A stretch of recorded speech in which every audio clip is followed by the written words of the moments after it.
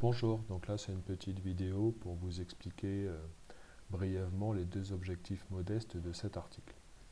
Le premier, c'était de construire en Python 3 en programmation orientée objet une classe matrice pour travailler avec les matrices qui fonctionnerait comme par exemple quand vous entrez l'instruction l.appen5 en Python 3, l étant une liste, eh bien on dit que vous utilisez la méthode appen sur les listes en Python 3.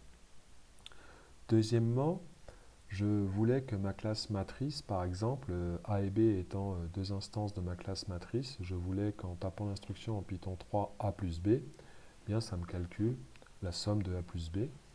Et pareil pour la multiplication, pareil pour élever à la puissance. Et puis aussi utiliser les instructions Python 3 pour les tests d'égalité et d'appartenance. Donc une fois que ma classe matrice elle a été implémentée, pour l'utiliser, là je le fais dans un interpréteur parce que ça me paraissait plus simple pour vous montrer, ben, je me suis placé dans le répertoire où il y avait le fichier contenant ma classe matrice, et puis après j'importe ça comme vous importeriez n'importe quel module. Donc j'ai aussi importé le module fraction parce que mes matrices peuvent aussi travailler avec des éléments de type fraction. Mais mon fichier où il y a ma classe matrice s'appelle construction classe matrice, je l'ai importé comme vous le voyez à l'écran. Et dans ce fichier, ma classe s'appelle matrice. Voilà. Alors, j'ai déjà instancié quelques matrices en utilisant ma classe matrice. L'instanciation, ou comment j'utilise ma classe pour instancier mes objets de type matrice, ça fait l'objet d'une autre vidéo. Là, je voulais juste vous montrer les comportements finaux attendus, en fait. Donc, j'ai fait une matrice A, par exemple, et je peux utiliser la méthode affichage matriciel afin de l'afficher. D'accord ? Alors, je vais toutes vous les montrer, comme ça vous les aurez sous les yeux, parce que ça servira pour tout à l'heure. Voilà, j'ai la matrice B, c'est une matrice ligne, la matrice C, c'est une matrice colonne, la matrice D, c'est une matrice 2, 3, et la matrice E, c'est aussi une matrice 2, 2. D'accord ?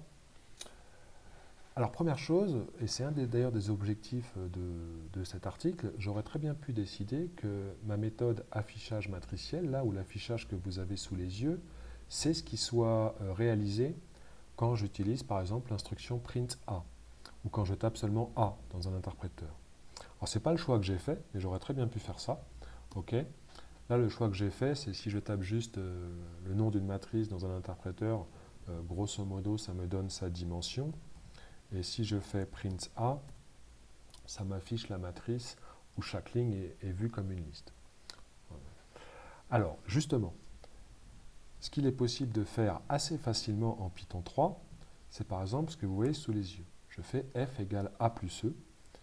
Et si maintenant, donc déjà ça n'a pas mis de message d'erreur, donc c'est bien que ça a dû me calculer quelque chose.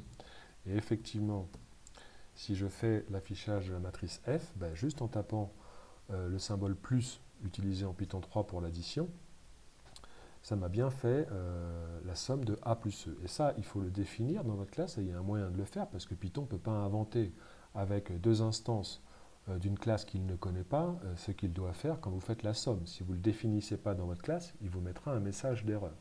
Donc c'est un des objectifs de cet article. J'en profite pour vous montrer aussi que, parce que ça peut être utile avec les matrices, j'ai aussi fait un affichage en valeur approchée. Par exemple, si je tape ce que vous avez sous les yeux, f.affichage ligne approximation, ça me donne une valeur approchée des éléments de la première ligne de ma matrice. Et si ici, à la place de 1, je mets 2, ça me donne une valeur approchée des éléments de la deuxième ligne. Ce que je vous ai montré avec plus, je me suis arrangé au niveau de ma classe pour que ça marche aussi avec la multiplication. Donc ici, j'ai fait la matrice, j'ai tapé f égale a fois e, d'accord ? Et dans f, j'ai bien le produit matriciel des matrices A et E. Je voulais aussi que ça marche avec les exposants. Par exemple ici, je peux faire la double astérisque, qui est la syntaxe classique pour l'exposant en Python 3. Et bien là, il va me faire la matrice A élevée à la puissance 5. D'accord ? Voilà. Que je peux ensuite, éventuellement, ça peut être utile pour vérifier éventuellement des convergences, demander que les éléments de la première ligne me soient donnés en valeur approchée. Sauf que là, je les ai en valeur exacte parce que ce sont des entiers, tout simplement. Je voulais aussi, par exemple, pouvoir multiplier une matrice par un nombre, f égale a fois 4, par exemple. Voilà, ici la matrice F, c'est la matrice qui est composée des éléments de A où tous les éléments ont été multipliés par 4.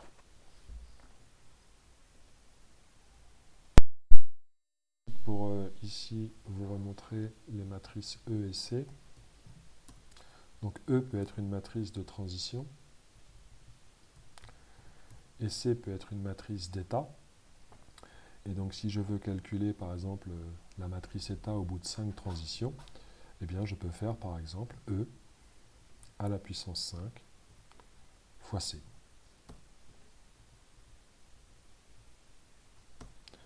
Voilà.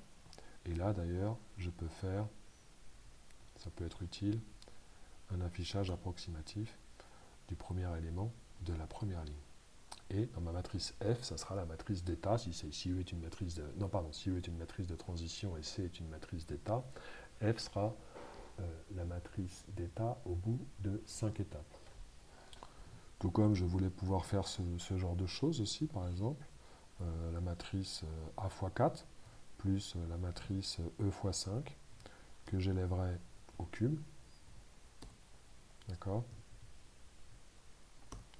Voilà, ici dans F, vous avez A fois 4 plus E fois 5 au cube. Je voulais aussi pouvoir faire une matrice identité. Donc par exemple ici, je vais faire, donc ça vous verrez au niveau de l'instanciation comment ça marche. Je vais faire la matrice identité d'ordre 2. D'accord?